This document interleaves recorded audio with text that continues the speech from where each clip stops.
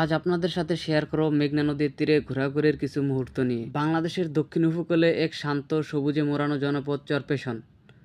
আর এই চরপেশনের বুক চিরে বয়ে চলেছে অপার মমতার এক নাম মেঘনা নদী। ভেরিবাঁধের চারপাশে সারি সারি গাছের সবুজ ছায়া যেন ক্লান্ত পথিকের আরামের ঠিকানা। বাতাসে দোল খায় পাতার মিষ্টি শব্দ। এই ভেরিবাঁধ শুধু এক বাঁধ নয়, এ যেন মানুষের প্রিয় বিকেলের সাথী। কেউ হাঁটে, কেউ বসে প্রকৃতির গান শোনে, কেউ বা হারিয়ে যায় নিজের ভাবনায়।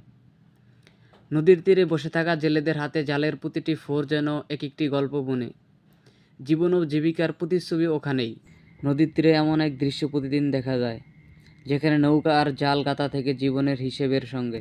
নদীর ধারে বাঁধা সারি সারি নৌকা, পেছনে দাঁড়িয়ে কিছু মুখ নীরব ব্যস্ত জীবনমুখী, যেখানে নৌকা আর জাল গাঁথা থাকে জীবনের হিসেবের সঙ্গে। পাড়ের মাটি শুকনো কিন্তু হাতগুলো সজাগ। জেলেরা কেউ বসে নৌকার ছায়ায়, কেউ নদীর পাশে ইট বসিয়ে গুছিয়ে নিচ্ছেন জাল। সারি সারি নৌকা যেন দাঁড়িয়ে আছে ঘুমিয়ে পড়া সৈনিকের মতো। কেউ এগুলোর নিচে বসে রোদ থেকে বাঁচছেন, আবার কেউ জাল মেরামত করে ভবিষ্যতের জন্য প্রস্তুতি নিচ্ছেন। নৌকা যেন শুধু বাহন নয়, এরা ওদের আত্মার অংশ। এই নদী তীরে এই নৌকার পাশে জীবনটা জাল বোনার মতোই। নদীর তীরবর্তী ফাঁকা মাঠে ছেলেরা ব্যস্ত ফুটবল খেলায়। দৌড়, চিৎকার, হঠাৎ এক গোল, যেন নদীর ঢেউয়ের সাথে তাল মিলিয়ে বয়ে চলে শৈশব। প্রতিটি দর্শনার্থীর চোখে এক একটা গল্প, ছবি তোলে, স্মৃতি ধরে রাখে, আর হৃদয়ে গেঁথে নেয় এই মেঘনার ভালোবাসা। চরপেশনের মেঘনা শুধু নদী নয়, এ যেন হৃদয়ে গেঁথে যাওয়া এক ভালোবাসার নাম।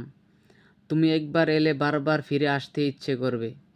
নদীর বুকে ভেসে থাকা নৌকাগুলো যেন স্বপ্ন বহন করে।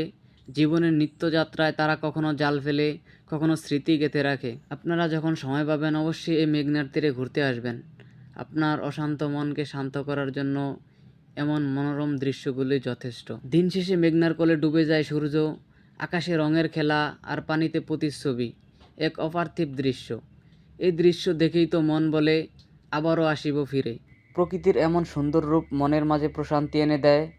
বিদায় নিচ্ছি, আজকের নদীর পাড়ের গল্প এখানেই শেষ করে। আবার দেখা হবে কোনো একদিন। আল্লাহ হাফেজ।